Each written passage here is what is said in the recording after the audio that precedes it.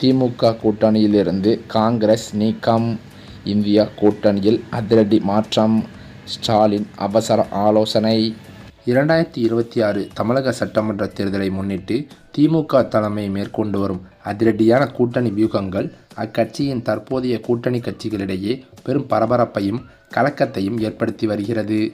மீண்டும் ஆட்சியை தக்க வைக்க வேண்டும் என்ற நோக்கில் தற்போதைய கூட்டணியுடன் தேமுதிக உள்ளிட்ட மேலும் சில கட்சிகளை இணைக்க திமுக திட்டமிட்டது தற்போது நடந்து கொண்டிருக்கிறது.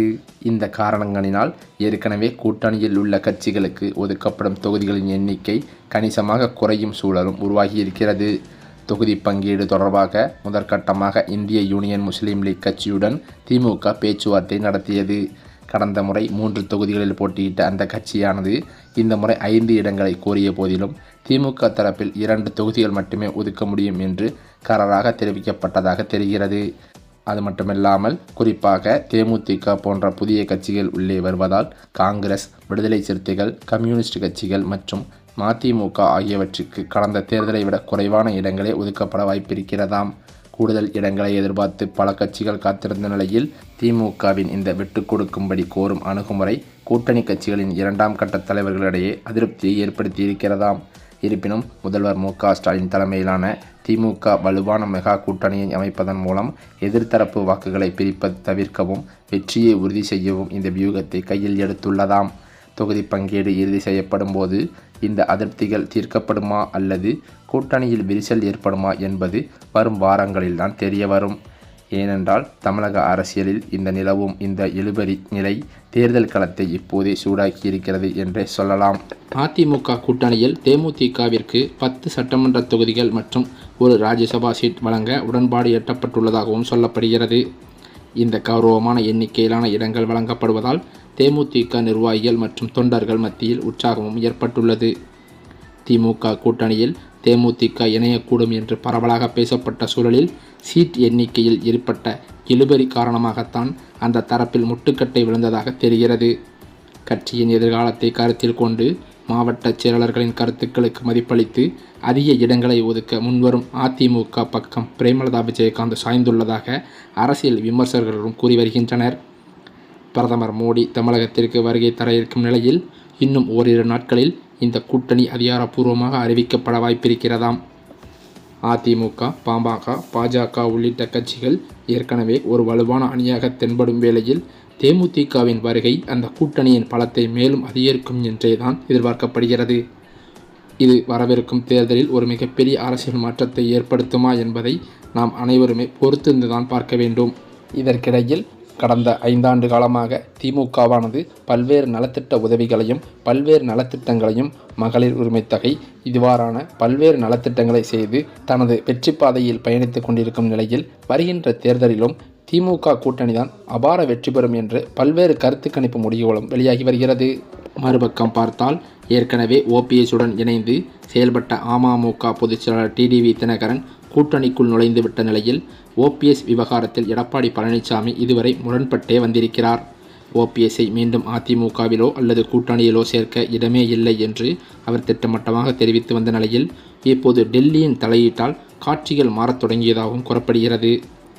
அதாவது தனது ஆதரவாளர்கள் மாற்றுக் கட்சிகளுக்கு தாவத் தொடங்கிய சூழலில் ஓபிஎஸ் தனது அடுத்த கட்ட நகர்வாக மத்திய உள்துறை அமைச்சர் அமித்ஷாவை சந்திக்க திட்டமிட்டிருக்கிறாராம். இன்னும் 2 நாட்களில் டெல்லி செல்லவிருக்கும் ஓபிஎஸ் அமித்ஷாவுடன் பேச்சுவார்த்தை நடத்தி கூட்டணியை இறுதி செய்யப் போகிறார் என்றும் கூறப்படுகிறது. இந்த கூட்டணியில் இடங்களை பகிர்ந்து கொள்வதில் சில நிபந்தனைகளும் முன்வைக்கப்பட்டுள்ளதாகவும் தெரிகிறது. அதாவது ஓபிஎஸ் தரப்பில் 6 தொகுதிகள் கேட்டுள்ளாராம்.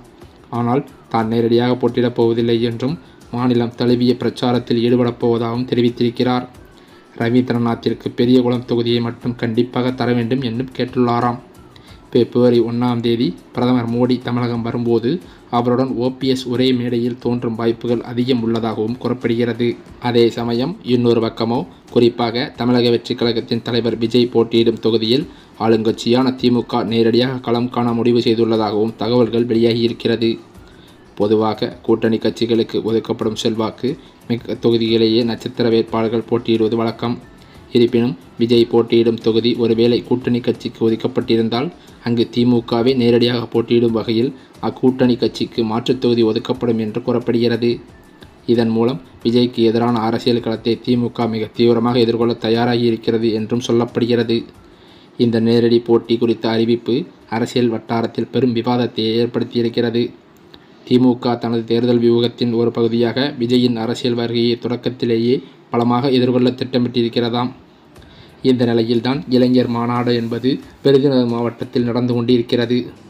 அதில் அதிமுகவிலிருந்து பல்வேறு முக்கிய புள்ளிகளும் மூத்த அமைச்சர்களும் திமுகவில் முதல்வர் ஸ்டாலின் முன்னிலையில் இணைந்துள்ளதாக தகவல்கள் கசிந்துள்ளது.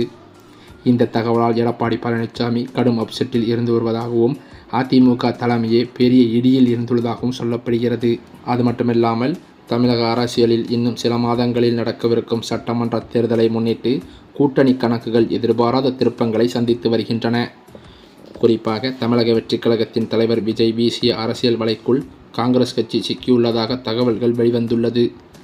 திமுக கூட்டணியில் காங்கிரஸ் கட்சிக்கு 30 தொகுதிகள் வரை மட்டுமே ஒதுக்க முன்வந்துள்ள நிலையில் ராகுல் காந்தி தனது நிலைப்பாட்டை மாற்றிக்கொண்டு புதிய பாதையில் பயணிக்க திட்டமிட்டுள்ளது ஆளுங்கட்சியான திமுகவிற்கு பெரும் அதிர்ச்சியை ஏற்படுத்தியிருக்கிறது.